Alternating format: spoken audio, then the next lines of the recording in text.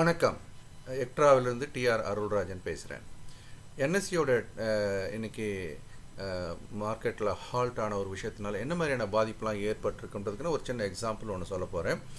NSC காலையில் market ஆரம்பித்து 9:15க்கு trade ஆனப்போ ஒழுங்காக தான் ட்ரேட் ஆகிட்டு இருந்தது. 11:40க்கு ட்ரேடு வந்து டெக்னிக்கல் இஷ்யூனால் நிறுத்தப்பட்டது.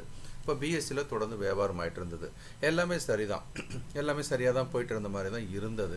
சரி, என்எஸ்சி சரியான உடனே திரும்ப பழையபடி எங்கே பிஎஸ்சியில் வியாபாரம் நடக்குதோ அதுலேருந்து கண்டினியூஷனாக அது நடக்கும் அப்படின்னு ஒரு எதிர்பார்ப்பும் இருந்தது. ஆனால் நடந்தது என்ன அப்படின்னு நம்ம பார்க்கும்போது இதில் ஒரு சின்ன கேமே நடந்திருக்குமோ அப்படின்னு நமக்கு தோணுது. ஏன்னா பொதுவாக புரோக்கர்ஸ் அப்படின்றவங்க வந்து அவங்களுடைய இன்ட்ராடே ட்ரேடிங், கிளைண்ட்ஸோட இன்ட்ராடே ட்ரேடிங்கை வந்து 3 மணிலேருந்து 3:30 மணிக்குள்ளே ஒவ்வொருத்தரும் ஒரு கால அளவில் என்ன பண்ணுவாங்க, ஃபோர்ஸ்டு க்ளோஸ் அப்படின்ற ஒரு கான்செப்ட் இருக்கும். அதாவது எக்ஸிஸ்டிங் ஓப்பன் பொசிஷன் எல்லாத்தையுமே க்ளோஸ் பண்ணிடணும் அப்படின்னு சொல்லிட்டு. இப்போ என்எஸ்சியில் காலையில் வந்து அந்த 9:15 to 11:40 வரைக்கும் ட்ரேட் ஆகும்போது அப்போ வியாபாரம் நடந்த அந்த வியாபாரத்தினுடைய ஓப்பன் பொசிஷன்ஸ் 11:40க்கு சிலர் லாங்கில் இருப்பாங்க, சிலர் ஷார்ட்டில் இருப்பாங்க. இந்த ஓப்பன் பொசிஷன் இருந்துக்கிட்டே இருக்கும். இந்த ஓப்பன் பொசிஷனை 3 மணிலேருந்து அந்த 3:30 மணிக்குள்ளே க்ளோஸ் பண்ணணும் அப்படின்னா என்எஸ்சியோட எக்ஸ்சேஞ்ச் வந்து வேலை செய்யாதப்போ அதில் க்ளோஸ் பண்ண முடியாது. அப்போ க்ளோஸ் பண்ண முடியாத ஒரு சூழ்நிலையில் அவங்க என்ன ஆக்ஷன் எடுத்துருக்குறாங்க அப்படின்னு பார்க்கும்போது மெஜாரிட்டி ஆஃப் த புரோக்கர்ஸ் அவங்க பிஎஸ்சியில் போயிட்டு அந்த பொசிஷனை வந்து ஆப்போசிட் பொசிஷனை வச்சு க்ளோஸ் பண்ணாங்க. சரி, ஓகே, நல்ல விஷயம்தான் அப்படின்னு நம்ம யோசிக்கிற நிலைமையில் க்ளோஸ் பண்ண விதம் அப்படின்றது எப்படி ஒரு சிறு முதலீட்டாளர்களை வந்து பல விதத்தில் பாதிச்சிருக்கும் அப்படின்றதுக்கான ஒரு சின்ன கேம்.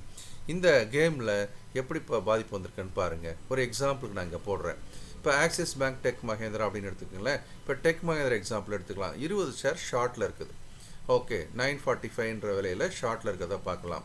இப்போ 945 என்எஸ்சியில் ஷார்ட்டில் இருக்கிற இந்த பொசிஷனை இந்த 3 மணிக்கு அப்புறம் புரோக்கர்ஸ் க்ளோஸ் பண்ணுறாங்க.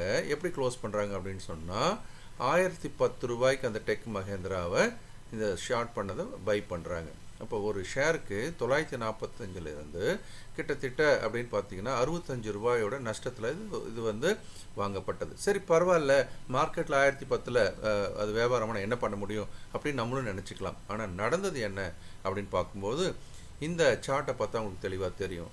960 ரூபான்ற விலையில் வியாபாரம் ஆகிட்டு இருந்த பங்கு அந்த ஒரு சில அந்த 3லேருந்து 3:30க்குள்ளே இவங்க ஸ்கொயர் ஆஃப் பண்ணும்போது மட்டும் பார்த்தீங்கன்னா விலையானது 960லேருந்து 1010க்கு மேலே போயிருக்கு. இதுதான் ஹையஸ்ட் ப்ரைஸ்.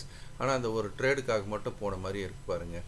அப்போது 1010 ரூபாய்க்கு அது வாங்கப்பட்டு இப்போ நஷ்டம் அப்படின்ற ஒரு கணக்கு நம்ம போட்டு அப்புறம் திரும்பி 960க்கு வந்தாச்சு. அப்போது இந்த ஃபோர்ஸ்டு க்ளோஸ்ன்ற ஒரு கான்செப்ட்டு அதுக்காகவே விலைகள் வந்து தாறுமாறாக நகர்ந்ததை நம்ம பார்க்குறோம்.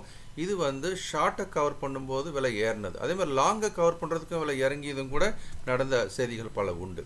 இப்போ இந்த லாஸ் எப்படி நடக்குது பாருங்கள். ஷார்ட் பண்ணது வந்து 960னே எடுத்துக்கலாமே, அந்த விலையில் தான் இருந்தது. ஃபோர்ஸ்டு க்ளோஸ் 1010 அப்படின்னா ஒரு ஷேருக்கு அந்த ஒரு சில வினாடிகளில் இழப்புன்றது 50 ரூபாய். அப்போ 100 ஷேர் ஒருத்தர் வந்து அதில் ஷார்ட் பண்ணியிருந்தாருன்னா 5000 ரூபா. இது வந்து ஒரு சாதாரணமாக ஒரு ரீட்டைல் இன்வெஸ்டர் 100 ஷேரை ஷார்ட் பண்ணுறது வாங்குறது எல்லாமே சகஜம்.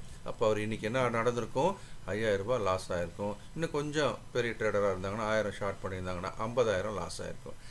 குறைய இந்த மாதிரி லட்சக்கணக்கான பீப்புளுக்கு இன்றைக்கி கண்டிப்பாக ஒரு பெரிய அளவில் பாதிப்பு ஏற்பட்டிருக்கும்.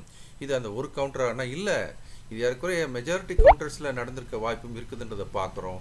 இதில் நீங்கள் கவனித்து பார்த்தீங்க அப்படின்னு சொன்னால் டாடா பவரில் அந்த மாதிரி பாருங்கள், ஒரு ஜம்ப் அடிச்சிருக்கிறத பார்க்குறீங்க. மேலேயும் அடிக்குது, கீழேயும் அடிக்குது. அப்போ இதில் மாட்டினவங்க எல்லாருமே அன்றைக்கி பெரிய அவங்க ஸ்கொயர் ஆஃப் பண்ண முடியாது. ஸ்டாப் லாஸ்லாம் போட்டு வச்சுருப்பாங்க என்எஸ்சியில், ஆனால் அது அவங்க நடந்திருக்காது. அதே மாதிரி ஹெச்டிஎஃப்சி பேங்க் பார்த்தீங்கன்னாலும் 1580 இருந்த விலை அந்த ஒரு செகண்ட் மட்டும் ஒரு சில நிமிடங்களுக்கு மட்டும் 1650ன்ற ஒரு பெரிய ஒரு ஏற்றத்துக்கு போயிருக்கிறத பார்க்குறீங்க. அதன் பிறகு அப்படின்னு பார்த்தீங்கன்னா இப்போ அதானி போர்ட் ஒரு எக்ஸாம்பிளுக்கு அந்த 3:15 to 3:30 பொசிஷனுக்கு ஏற்ற மாதிரி ஒரு பெரிய நகர்வுன்றதை நம்ம இதில் பார்க்க முடிகிறது. ஆக இன்றைக்கி நடந்த ஒரு விஷயம், சிறு முதலீட்டாளர்கள் பெருமளவு பாதிக்கப்பட்டிருப்பாங்க. இதை நீங்கள் ரெப்ரசன்ட் கூட பண்ணி பார்க்கலாம்ன்றது ஒரு ஆலோசனை. இந்த மாதிரி நடந்து நான் ஸ்டாப் லாஸ் போட்டிருக்கேன், அதை தாண்டி நடந்திருக்கிறத கூட நீங்கள் சொல்லலாம் அப்படின்றது ஒரு சின்ன ஆலோசனை. எக்ட்ரா நிறுவனம் தொடர்ந்து விழிப்புணர்வு ஏற்படுத்தும் வகையில் பல்வேறு வீடியோக்களை போட்டுட்ருக்கு. தொடர்ந்து பாருங்கள். இது எக்ட்ரா நிறுவனத்தினுடைய பல்வேறு வகையான செயல்பாடுகள், ட்ரைனிங், கைடன்ஸ் மாதிரி எஜுகேஷ்னல் டிவிடிஸ் புக்ஸும் இருக்குது. கண்டிப்பாக நீங்கள் தொடர்ந்து இந்த வீடியோவை மற்றவர்களுக்கும் இதை பரிந்துரைங்க. நன்றி.